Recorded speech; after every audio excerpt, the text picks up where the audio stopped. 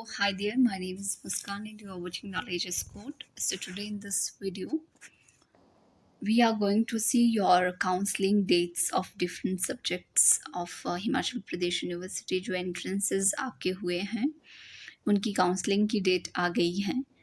So different subjects की different day में counselling है. काउंसलिंग जो है वो ऑनलाइन ऑफलाइन दोनों वे से होती है. पिछली बार ऑनलाइन भी हुई थी, हालांकि उससे पहले ऑफलाइन होती थी.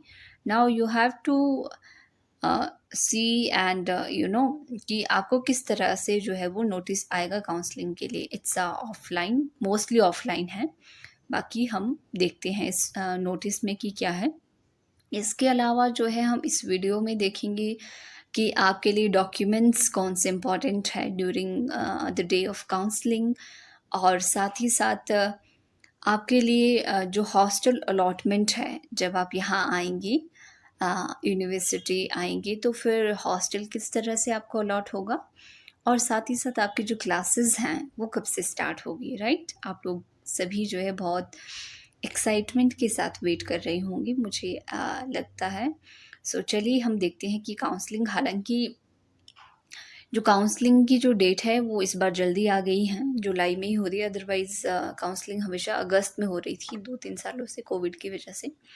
सो ये आपका नोटिस है. अगर आप इसमें पहले देखेंगे तो 11 तारीख को, 11 से 12, तो ये काउंसलिंग है आपकी एमएससी मास्टर्स जो साइंस है तो इसमें physics, chemistry, environmental science, microbiology, botany, zoology and biotechnology, इन सब की काउंसलिंग है 11 तारीख को. राइट, 11 और 12 को. राइट, नाउ एमकॉम की जो है वो है आपके 12 तारीख को, master of commerce, and MA English, psychology, public administration, sociology, history, performing arts, music, MSc mathematics and LLB जो लॉ है आपका, इनकी जो काउंसलिंग है वो 15 तारीख को है, 15 जुलाई को है. अब इसके बाद चौथे नंबर पे जो मास्टर ऑफ आर्ट्स में सोशल वर्क है, ज्योग्राफी है, संस्कृत है, इकोनॉमिक्स है, हिंदी है, विजुअल आर्ट्स में आपकी painting, right, political science, yoga, rural development, JMC हो गया आपका, एमएफए हो गया, पहाड़ी मिनिएचर एंड पेंटिंग्स हो गई आपकी, एमसीए हो गया, एमपीए एड हो गया, एमबीए रूरल डेवलपमेंट. तो इसकी जो काउंसलिंग है इन सभी सब्जेक्ट्स की वो 16 को है. राइट, 16 जुलाई को. Then coming to all non subsidized seats के लिए 22 तारीख को है. लास्ट डेट जो है एडमिशन की वो 27 को है. लास्ट डेट जो एडमिशन किया, अगर आप अप्रूवल चाहते हैं ऑनरेबल वाइस चांसलर सर से, तो 8 अगस्त तक होगी. और रेगुलर टीचिंग्स जो है वो स्टार्ट होंगे आपके 29 ऑफ जुलाई. राइट, हालांकि ये अगस्त से ही स्टार्ट होगी, 1 अगस्त के बाद ही. 1 अगस्त, प्रोबेबली 1 अगस्त से भी स्टार्ट नहीं होती है. मतलब अगर आपने क्लासेस लगानी है तो शुरुआती दिनों में तो 1-2 दिन ऐसे ही होता है, स्टूडेंट्स आते नहीं है. तो आफ्टर 5 अगस्त, 5 एंड 6-7 अगस्त, उसके बाद जो है सेशन अच्छे से बैठना स्टार्ट हो जाएगा. सो ये है आपका नोटिस काउंसलिंग के रिगार्डिंग. अब हम देखेंगे कि जो कौन कौन से डॉक्यूमेंट्स हैं जो आपको चाहिए होते हैं जब आप काउंसलिंग के दिन आते हैं. Right, so let us move for the.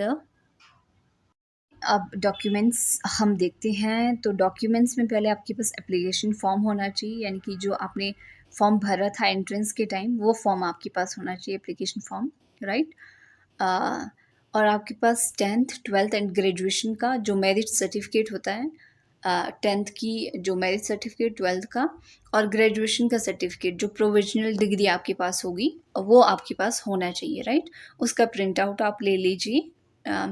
मतलब ओरिजिनल कॉपी तो चाहिए उसका, एक आप अपने पास उसका प्रिंट आउट भी रखिए. राइट, एक प्रिंट आउट इन सभी सर्टिफिकेट्स का आपके पास होना चाहिए. बोनाफाइड ऑफ हिमाचल प्रदेश, आप हिमाचल से हैं तो हिमाचल का बोनाफाइड आपके पास होना चाहिए. अगर आप किसी कैटेगरी को बिलोंग करते हैं और आप सीट को क्लेम कर रहे हैं तो कैटेगरी का सर्टिफिकेट भी आपके पास वो होना चाहिए, चाहे आपका एसटी का है, एससी का है, ओबीसी का है, ईडब्ल्यूएस का है, या फिर पीडब्ल्यूडी का है. तो वो आपके पास होना चाहिए। मतलब अदर्स भी मैंने बता दिया है, वैसे कैटेगरी सर्टिफिकेट तो आपके वही होते हैं, SC ST and all, right. Now coming to oh sorry second, sports and cultural certificate, यानी कि अगर आप स्पोर्ट्स कोटा, कल्चरल कोटा से एडमिशन लेना चाहते हैं, आप वो सीट को आप लेना चाहते हैं, जो रिज़र्व सीट रहती है स्पोर्ट्स एंड कल्चर में, तो उसके लिए आपके पास जो है वो सर्टिफिकेट होना चाहिए। इवन अदर्स, अगर आपने नेशनल इंटरनेशनल स्टेट लेवल पे भी अगर आपने कल्चरल स्पोर्ट्स में पार्टिसिपेट किया है एक अच्छे लेवल पे, तो आप उसका सर्टिफिकेट भी अपने पास रख सकते हैं। देन आता है, अगर आप सिंगल गर्ल चाइल्ड हैं, PWD से आते हैं, तो आपके पास एफिडेविट होना चाहिए, राइट, सिंगल गर्ल का, एंड PWD का भी आपके पास सर्टिफिकेट होना चाहिए। उसके बाद आपके पास पासपोर्ट साइज़ फ़ोटोग्राफ्स आपकी 2 होनी चाहिए, राइट, एक आपका फॉर्म में लगेगा उसमें, तो वो आपके पास होने चाहिए। अगर आप HPU में, मतलब आपके पेरेंट्स एम्प्लॉई हैं, अगर आप HPU में जो आपके पेरेंट्स जॉब करते हैं, आप वार्ड हैं HPU के, तो फिर आपके पास HPU वार्ड सर्टिफिकेट होना चाहिए, राइट। सो ये कुछ डॉक्यूमेंट्स हैं जो कि नेसेसरी डॉक्यूमेंट्स हैं जो कि आपके पास होना चाहिए।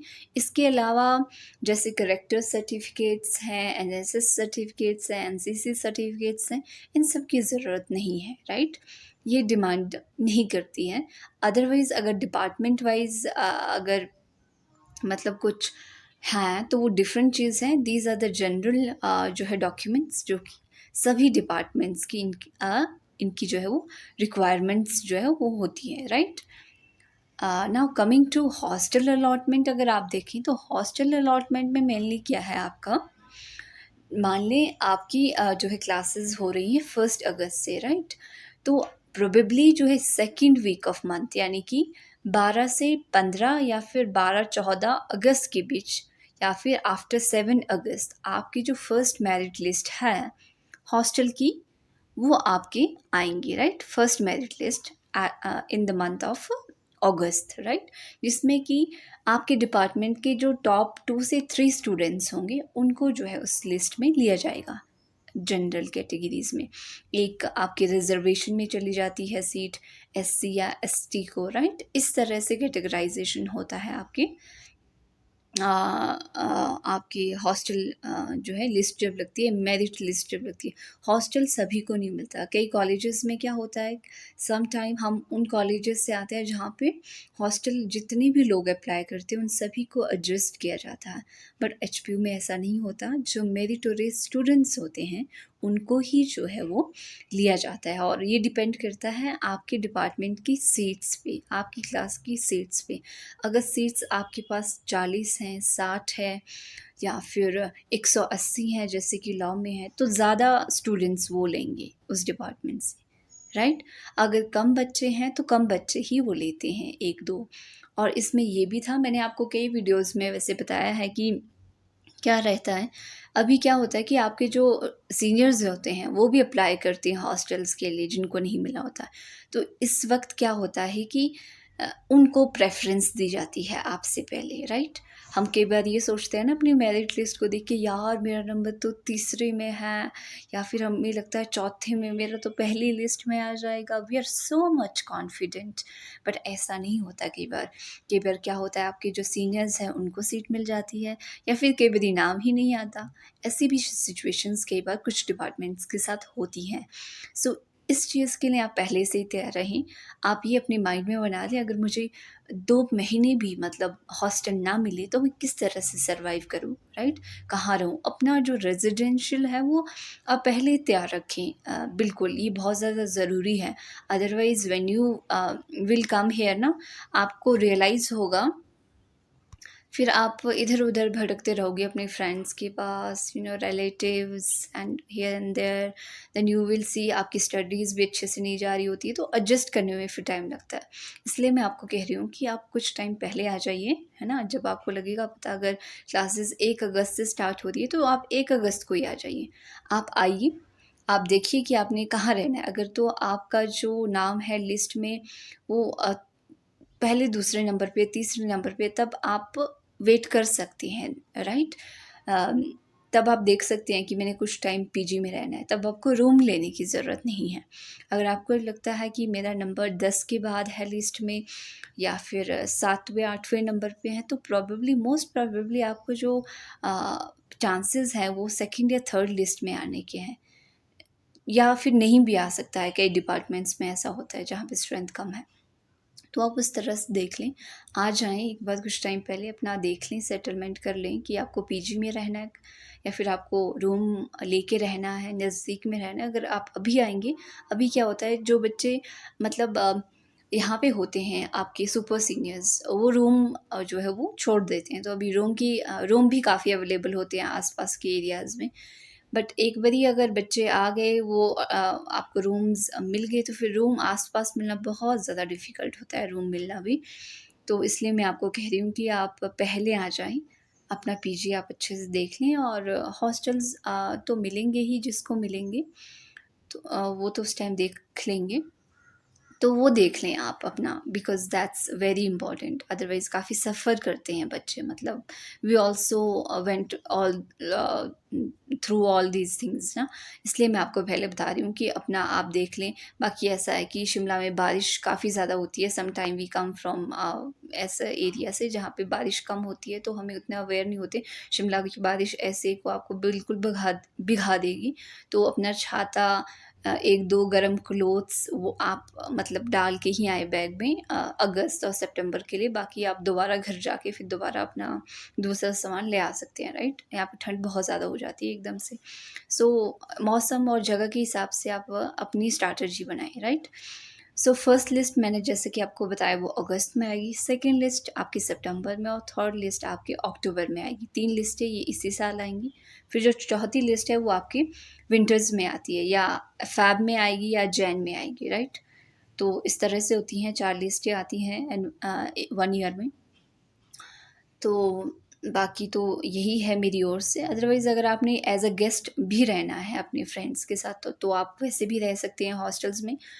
कई हॉस्टल्स में अलाउ भी नहीं होता, क्योंकि कई बार अभी ऐसा होता है कि अलॉटमेंट हो रही होती है तो स्पेस नहीं होता है। बाकी आप अपना देख लें मतलब रहने का। सो मेरी तरफ से तो इतना ही है। अगर आपकी कोई क्वेरीज़ होंगी तो मुझे ज़रूर बताइएगा। आप कुछ पूछना होगा आपने इसके अलावा। सो क्लासेस मोस्ट प्रोबेबली आपकी 1 अगस्त के बाद, 5 अगस्त के बाद रेगुलर क्लासेस आपकी होंगी। उसके लिए कुछ ज़्यादा प्रेशर लेने की ज़रूरत नहीं है, आप आराम से आ सकते हैं। कोई अटेंडेंस का भी उतना ज़्यादा इशू नहीं रहता है इनिशियली। बाकी फिर बाद में जब आप आ जाएँ एक बार, तो रेगुलर क्लासेस कीजिएगा। It depends upon department wise very करता है। कई डिपार्टमेंट में जल्दी जो है क्लासेस लगती हैं, कइयों में टाइम लगता है। सो आप अकॉर्डिंगली मतलब पूछ सकते हैं अपने डिपार्टमेंट से ना, वो उस तरह से वेरी करेगा। So everyone, that's all from my side. Thanks for watching. Hope you people will like, share and subscribe the channel. So that's all from my side. Bye and take care.